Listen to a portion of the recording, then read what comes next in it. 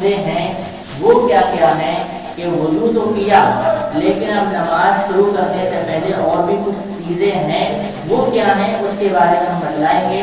پھر انشاءاللہ ایک دھیرے دھیرے نماز کا سلسلہ شروع کریں گے کہ رکوع سجدہ وغیرہ وغیرہ کیسے کیسے کیا جائے گا.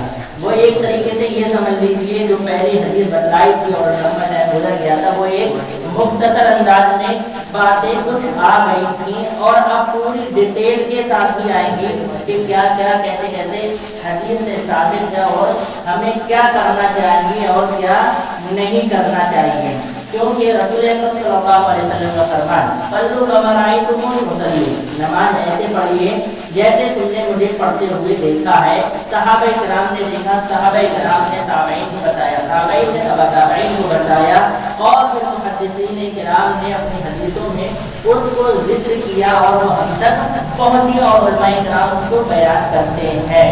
اور یہ اللہ کے رسول صلی اللہ علیہ وسلم کا فرمان بلغوا عنی ولو آیہ کہ ہماری ایک بھی آیت ایک بھی حدیث آپ کو ملے تو دوسروں تک پہنچا دیجیے تاکہ آپ اگر اس حدیث سے فائدہ نہیں اٹھا پا رہے تو دوسرا تو فائدہ اٹھا لے گا. یعنی ہر ایک کو اللہ کے رسول کی حدیث، اللہ کے رسول کا فرمان دوسروں تک پہنچانے کا حکم ہے. کیوں؟ فرمایا کہ ہو سکتا ہے آپ اتنا نہیں سمجھ پاتے ہو اس حدیث کو جتنا وہ دوسرا جس کو آپ پہنچا رہے ہیں وہ سمجھ لیں. آپ اس حدیث پر اتنا عمل نہیں کر پا رہے، ہو سکتا ہے وہ اتنا اس حدیث پر عمل کر لے تو دوسروں کا ہی فائدہ ہو جائے گا. اس لیے فائدے کی وجہ سے ہم آپ کے سامنے یہ ساری چیزیں پوری نماز کی ڈیٹیل رکھ رہے ہیں کیونکہ توحید کے بعد سب سے اہم چیز جو ہے نماز کا ایک سب سے اہم رکن یا اسلام کا سب سے اہم رکن جو ہے وہ نماز ہے. ارکان یعنی نماز کے رکن ہیں، اسلام کے رکن ہیں اور اسلام کے رکنوں میں سب سے اہم رکن توحید. توحید نہ کیا جائے پھر اس کے بعد کیا ہے؟ صلاۃ نماز ہے، پھر روزہ حج زکات وغیرہ وغیرہ بعد میں ہے. تو سب سے پہلے نماز کو رکھا گیا ہے. لہذا نماز کی شرطیں کیا ہیں اور نماز کی کتنی شرطیں ہیں؟ نماز کی 6 شرطیں ہیں. پہلی شرط یہ ہے نماز کے لیے کہ نماز کا وقت ہونا چاہیے. بغیر وقت کے نماز پڑھیں گے نماز نہیں ہوگی. ابھی مان لیجیے ظہر کا ٹائم نہیں ہوا تو ظہر کی نماز پڑھے گا نماز نہیں ہوگی. یا ابھی فجر کا ٹائم شروع نہ ہوا ہے اور رات میں 2 بجے اٹھ کر کے کوئی نماز پڑھ رہا ہے، میں فجر کی نماز پڑھ رہا ہوں، ہو جائے گی؟ نہیں ہوگی. کیوں؟ وہ فجر سے پہلے نماز پڑھ رہا ہے یا وقت نکل جانے کے بعد نماز تو پڑھ رہا ہے، نکلنے کے بعد نماز ہے، نماز تو معاف نہیں ہے لیکن اس کو قضا کر رہا ہے اور وقت پر ادا نہیں کر رہا ہے. تو نماز کے لیے سب سے پہلا شرط جو ہے وہ یہ ہے کہ نماز کا وقت ہو جانا چاہیے. یہ نہیں کہ ابھی مان لیجیے مغرب کا ٹائم ہوا نہیں ہے اور کہیں کہ سورج ڈوب رہا ہے آج میں نماز پڑھ لوں، نماز نہیں ہوگی. کیوں؟ ابھی سورج نہیں ڈوبا ہے، مغرب ہو ہی نہیں ہے تو کہتے جب روزہ نہیں کھول سکتے تو نماز کیسے پڑھ سکتے ہیں؟ تو سب سے پہلے یہ ہے کہ نماز کا وقت ہونا چاہیے کیونکہ اللہ رب العالمین نے قرآن میں بیان کیا ان الصلاۃ کانت علی المؤمنین کتابا موقوتا. ہم نے مسلمانوں پر جو نماز فرض کی ہے وہ ان کے اوقات میں فرض کی ہے. کوئی ادھر سے ادھر وقت نہیں ہے، پورا وقت ہم نے پہلے بھی بتلایا کہ جبریل علیہ السلام نے جب نماز فرض ہوئی تو جبریل علیہ السلام آئے اور پہلے وقت میں اول وقت میں نماز پڑھائی کہ یہ آپ کا یہ اول وقت ہے. دوسرے دن آئے تو یہاں سے لے کر یہاں تک ظہر کا لے کر ظہر کا اثر تک اور اثر کا پھر مغرب کی یعنی سورج جو ابھی ڈوبا نہ ہو اس سے پہلے تک آپ کی اثر کی نماز ہے، فجر کا یہ ٹائم ہے. تو یہ جبریل علیہ السلام نے بتلا دیا اور اللہ رب العالمین نے کہا ہم نے مسلمانوں پر جو نماز فرض کی ہے وہ وقت پر فرض کی ہے کہ وقت کا داخل ہو جائے اور نماز آپ ادا کریں. دوسری چیز یہ ہے کہ نماز کی شرط دوسری کہ نجاست کو دور کر دینا، گندگی کو دور کرنا. اور وہ گندگی 3 طریقے سے ہے، ایک جسم کی گندگی اور ایک کپڑوں کی گندگی اور تیسری نماز کی جگہ کی گندگی. تو جسم میں ہماری کوئی گندگی نہ ہونا چاہیے یعنی ہم ناپاک نہ ہونا چاہیے. اور نماز کے سلسلے میں بتلا دیا کہ حدث کی 2 قسم ہوتی ہیں، حدث اکبر اور حدث اصغر. حدث اکبر یعنی وہ حدث جس کے لیے غسل واجب ہو جاتا ہے اور حدث اصغر جس کے لیے وضو واجب ہو جاتا ہے وہ حدث اصغر ہے. تو حدث اکبر میں غسل کرنا واجب ہو جائے گا جیسا کہ احتلام ہو جانا या जिमा वगैरह करना ये इससे गुस्ल वाजिब हो जाएगा। और हदस असगर वो है कि जिससे वुजू वाजिब हो जाएगा, और मैंने वो उसको बतला दिया है कि कौन कौन से हदस असगर आती हैं। इसी तरीके से कपड़ों का पाक होना, कपड़ों पर गंदगी नहीं होना चाहिए, कि कपड़े मतलब नापाक नहीं होना चाहिए कि पेशाब लग गया, पखाना लग गया या कोई गंदगी बाहर नाली वगैरह से गंदगी नाली तो गंदी है तो वो लग गया तो कपड़ा धुला हुआ होना चाहिए। अगर मिट्टी वगैरह लगी है बहुत सारे यार कपड़े हमारे गंदे हैं, नापाक तो नहीं है ना, नापाक नहीं है, कपड़े गंदे हैं, कोई हर्ज की बात नहीं है। हाँ अल्लाह का हुक्म है भाई मस्जिद में आओ तो जीनत के साथ आओ। अब जीनत को जो अल्लाह रब्बुल आलमीन ने उस दौर के लिए कहा, जीनत को इसलिए कहा गया था क्योंकि लोग जो उस वक्त गैर यानी खाने का वक्त तवाफ किया करते थे उनको एहतराम बताया भाई ये अल्लाह का घर है तो मस्जिद में जब आए जीनत के साथ आए। लोग यही तो तरीके से मस्जिद में अल्लाह ने कुरान में कहा मस्जिद में आए जीनत के साथ आए। वो जीनत का मुराद ये था वो लोग नंगे होकर के तवाफ किया करते थे, औरतें नंगे होकर के तवाफ कर रही हैं, मर्द नंगे होकर के तवाफ कर रहे हैं। उनसे कहा इतना तो कर लीजिए कि अपनी शर्मगाह को ढाक लीजिए और जीनत के साथ आइए। चलो हाँ हम जीनत मान लेते हैं, अच्छी बात है, लेकिन ये नहीं कि भाई कपड़े मेरे गंदे हैं। पाक तो कपड़े हैं, मैं भी पाक हूँ, लेकिन कपड़े गंदे हैं तो नमाज पाक नहीं है, नमाज पढ़ना पड़ेगी, नमाज पढ़ना चाहिए, जगह पाक होना चाहिए। ऐसा नहीं कि वहीं पेशाब वगैरह पड़ी हो या टॉयलेट वगैरह पड़ी हो, इसलिए बाजार में नमाज पढ़ने मना क्यों, वो गंदगी जगह होती है। पेड़ों में नमाज पढ़ने मना किया तो गंदगी जगह होती है, पाक सुथरी जगह होना चाहिए।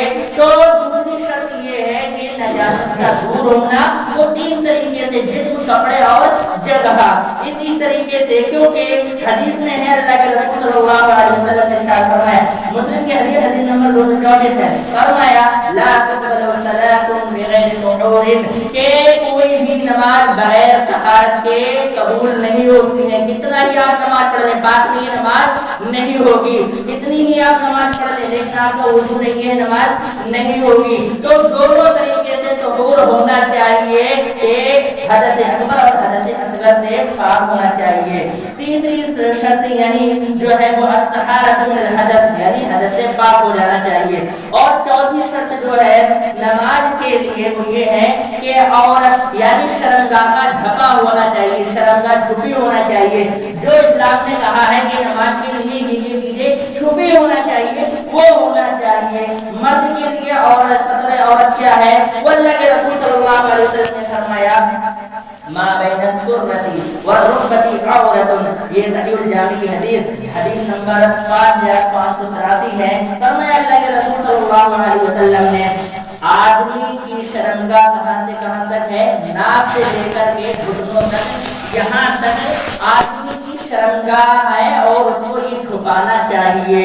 इसी तरीके से दूसरी हदीस में मुस्तदरक हाकिम हदीस नंबर 6684 में अल्लाह के रसूल सल्लल्लाहु अलैहि वसल्लम ने एक सहाबी रसूल को कहा वक्ती फकिरका फइनल किरका औरतुन, अपनी ये जो रान है उसको छुपाइए, क्योंकि ये आपकी जो रान आती है वो शर्मगाह में आती है। शर्मगाह मतलब छुपाने की चीज, उसको औरत में आती है। औरत का माना क्या हुआ, हम औरत को क्यों बोलते हैं औरत, औरत का माना ही होता है छुपाने की चीज, इसलिए तो औरत को औरत बोला जाता है कि वो औरत छुपाई जाती है, पूरा पर्दा करती है औरत। तो लिहाजा अल्लाह के रसूल सल्लल्लाहु अलैहि वसल्लम ने फरमाया कि आदमी की शर्मगाह कहां से कहां तक है, नाक से लेकर के घुटनों तक है। ये हमारी किसी भी हालत में खुली रहना नहीं चाहिए, नमाज में ही नहीं, घर में हम बैठे हैं तो बहुत सारे क्या है वो अंडरवियर खाली पहन करके घर वालों के सामने, अपनी माँ और बहनों के सामने लोग बैठते हैं, हमें पता नहीं है, हम समझते नहीं है, अंडरवियर पहन करके बैठे रहेंगे।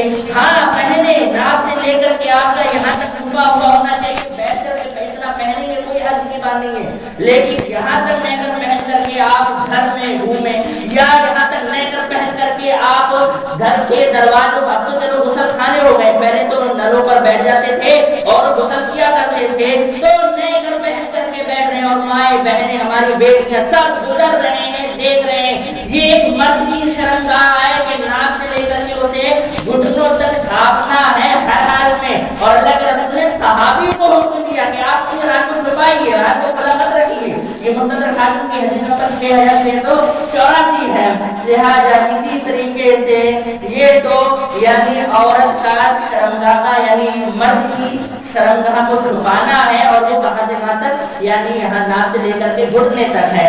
اسی طریقے سے ایک اور چیز ہے کہ کاندھے ڈھپے ہوئے ہونا چاہیے، باقی اور چیزیں نہیں ہیں، کاندھے ڈھکے ہوئے ہونا چاہیے۔ اللہ کے رسول صلی اللہ علیہ وسلم نے سنن نبی کی حدیث نمبر 669 ہے 69 فرمایا، اللہ کے رسول صلی اللہ علیہ وسلم نے لا يصلين احدكم في الصف الواحد ليس على عاتقه منه شيء، فرمایا کسی بھی انسان کسی مسلمان کی نماز اس وقت قبول نہیں ہوگی جب تک اس کے کاندھوں پر کپڑا، اگر یہ کپڑے میں نماز پڑھ رہا ہے تو اتنا تو یہ ڈھکا ہوا نہ چاہیے، باقی اوپر میں اگر پڑھ رہا ہے اوپر کوئی کپڑا لیے ہوئے ہے، ایک چادر ہے ایک ہی کپڑا ہے، تو اتنا ہونا چاہیے کہ اسے اپنے کاندھوں کو ڈھکا ہوا رکھنا ہے نماز کی حالت میں۔ مان لیجیے بہت ساری گرمی کا حالت ہوتی نا، تو اتنا تو ہم پہنے ہوئے ہوتے ہیں لیکن اوپر تو اتارے ہوئے ہوتے ہیں، تو اب ہمیں اب نماز پڑھنا ہے،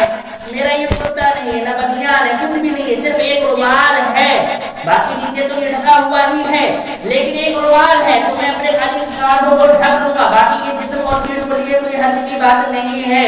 تو فرمایا کسی بھی مسلمان کی نماز اگر وہ ایک کپڑے میں نماز پڑھ رہا ہے تو اس وقت وہ کی نماز قبول نہیں ہوگی جب تک وہ اپنے کاندھوں کو نہ ڈھک لے۔ تو ناک سے لے کر کے گھٹنوں تک یہ ڈھکا ہوا ہونا چاہیے ایک آدمی کے لیے، مسلمان مرد کے لیے، اور دوسرا کاندھے ڈھکے ہوئے ہونا چاہیے، اتنا تو ہونا چاہیے، نماز ہو جائے گی۔ باقی بہت سارے لوگ بہانہ بنا کتنا ہی بنائیں، ان کی بہانے نہیں چلیں گے کل قیامت کے دن، جو یہ کہتے ہیں کہ بھائی ارے ہم ہاف آستین پہنے ہوئے نماز کیسے ہو جائے گی، ہاف آستین پہنے ہوئے کاندھے ڈھکے ہوئے ہیں، نماز پڑھنا پڑے گی، نماز معاف نہیں ہے، ٹوپی نہیں ہے نماز نہیں پڑھیں گے، نماز پڑھنا پڑے گی، ٹوپی ضروری نہیں ہے۔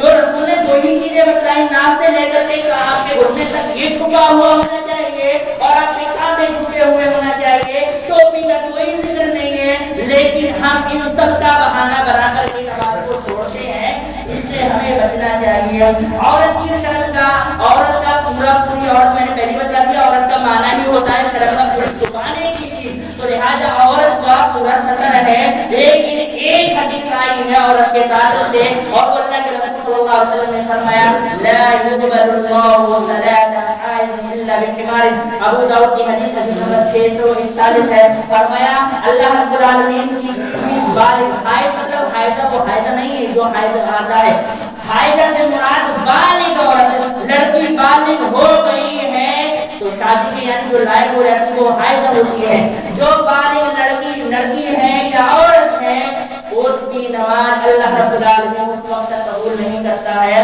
جب تک کہ وہ اپنے دوپٹے کو نہیں پہنی ہوئی ہوتی ہے، دوپٹے سے بال بھی ڈھکے ہوئے ہونا چاہیے، بغیر دوپٹے کے عورت کی نماز اللہ رب العالمین قبول نہیں کرتا ہے۔ یہ تو ان کا سر کو ڈھانپنے کا حکم دیا کہ عورت اپنے سر کو ڈھانپے، لیکن ہم نے تو اپنے ہی سر کو ڈھانپنے کے لیے ضروری قرار دیا ہے، اچھی بات ہے سنت کے ساتھ بڑھیا، لیکن نماز چھوڑیں گے تو یہ بڑھیا نہیں ہے، یہ بہتر نہیں ہے۔ عورت کا سطر پورا ہی پورا ہے، لیکن اسے اگر جب نماز پڑھ رہی ہے گھر میں اپنے شوہر کے ساتھ تو بغیر پردے کے بھی رہ سکتی ہے، کوئی کو نہیں ہے، لیکن غیر محرموں میں ہے تو پورا پردہ کرے گی، نماز پڑھے گی تو پورا پردہ کرے گی اور اپنے سر کو بھی ڈھانپے گی، اور کے لیے حکم ہے کہ سر کو ڈھانپنا ہے۔ اسی طریقے سے پانچویں شرط نماز جو ہے وہ یہ ہے کہ قبلہ رخ ہونا، کہ قبلے کی طرف بغیر قبلے کی طرف آپ کتنی ہی نماز پڑھ لیں، اگر قبلہ رخ نہیں ہے تو آپ کی نماز اللہ رب العالمین قبول نہیں کرے گا، تو قبلہ رخ ہونا چاہیے۔ اللہ رب العالمین نے سورہ بقرہ آیت نمبر 144 میں ارشاد فرمایا فَوَلِّ وَجْهَكَ شَطْرَ الْمَسْجِدِ الْحَرَامِ وَحَيْثُ مَا كُنتُمْ فَوَلُّوا وُجُوهَكُمْ شَطْرَهُ، اللہ رب العالمین نے فرمایا کہ آپ اپنے نماز کی حالت میں اپنے چہرے کو مسجد حرام کی طرف کیجیے۔ حرام کا مطلب وہ حرام نہیں تو ہمارے لیے کوئی چیز کھانا پینا حرام ہو جائے، یہاں حرام کا مطلب وہ ہے یعنی جس کی عزت کی جائے، احترام حرام مطلب احترام، یعنی وہ جگہ جس کا احترام کیا جائے اس کو حرام بولتے ہیں، ہم وہ مطلب نہ سمجھ لیں، محترم لوگ سمجھتے نا، تو اس لیے میں بتلانا چاہتا ہوں۔ فرمایا اللہ رب العالمین نے آپ اپنے چہرے کو نماز کی حالت میں مسجد حرام کی طرف کر لیجیے، اور جہاں کہیں بھی ہو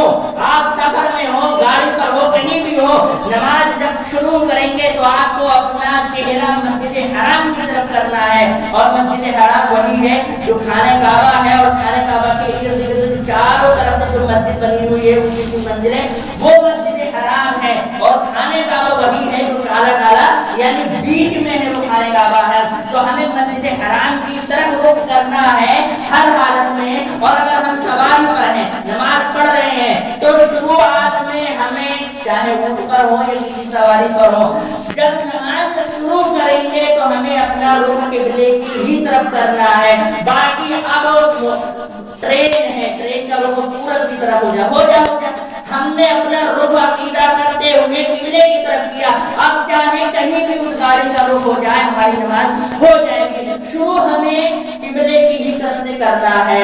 लिहाजा ये तो आम लोगों के लिए है, लेकिन जो मस्जिद हराम में ही है, यानी जो लोग हज करने के लिए गए हैं या जो लोग वहाँ पर उम्रा करने के लिए गए हैं और उन मस्जिद हराम में मौजूद हैं, तो उन्हें अपना चेहरा काबे की तरह करना है। जैसा कि अल्लाह के रसूल सल्लल्लाहु अलैहि वसल्लम ने एक सहाबी रसूल को हुक्म दिया था, और ये बुखारी की हदीस नंबर 7252 है। फरमाया अल्लाह के रसूल सल्लल्लाहु अलैहि वसल्लम ने फउद्दिहा नहवल काबा, कि आप खाने काबा की तरफ अपना रुख कीजिए नमाज की हालत में। तो ये मस्जिद हराम में जो लोग होंगे उन्हें खाने काबा की तरफ, और जो लोग आम हैं यानी हम जैसे इंडिया में है, तो हमें मस्जिद हराम की तरफ अपना रुख करना है।